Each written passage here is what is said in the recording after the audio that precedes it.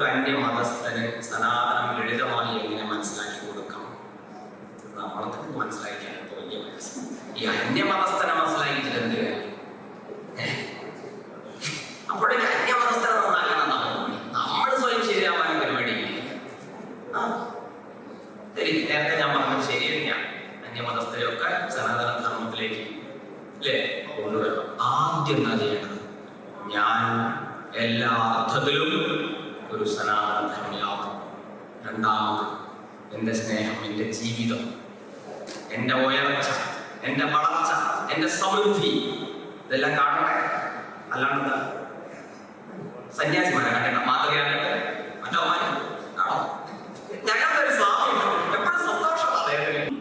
ശാന്തായിട്ടിരിക്കുന്നു, വളരെ ഹാപ്പി ആയിട്ട് ജീവിക്കുന്നു. ഓ ജീവിച്ചോട്ടാ, എനിക്കെന്താ ആരെ കണ്ടിട്ടാ മാതൃകയാക്കേണ്ടത്? നമ്മൾ ഓരോരുത്തരും എത്ര പേർ ആ തരത്തിൽ മാതൃകകളാവുന്നുണ്ട് ചിന്തിച്ചു.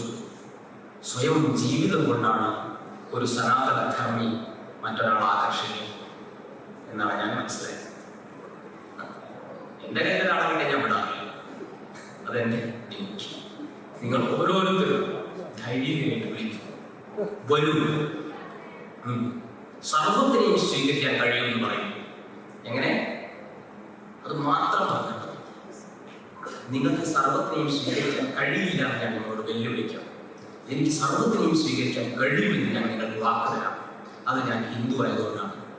നിങ്ങൾ അതല്ലാത്തതുകൊണ്ട് നിങ്ങൾ സർവത്തിനെയും സ്വീകരിക്കാൻ കഴിയില്ല, ഈ ലോകത്തിനെ പൂർണ്ണമായിട്ട് നിങ്ങൾക്ക് ആക്സെപ്റ്റ് ചെയ്യാൻ കഴിയില്ല എന്ന് ഒരു കാര്യം മാത്രം ഉറച്ച് നിങ്ങൾ പ്രതിജ്ഞ ചെയ്ത് അവരോട് സംസാരിച്ചു. തോൽപ്പിക്കാൻ വേണ്ടിയിട്ടല്ല, സ്നേഹത്തോടുകൂടി.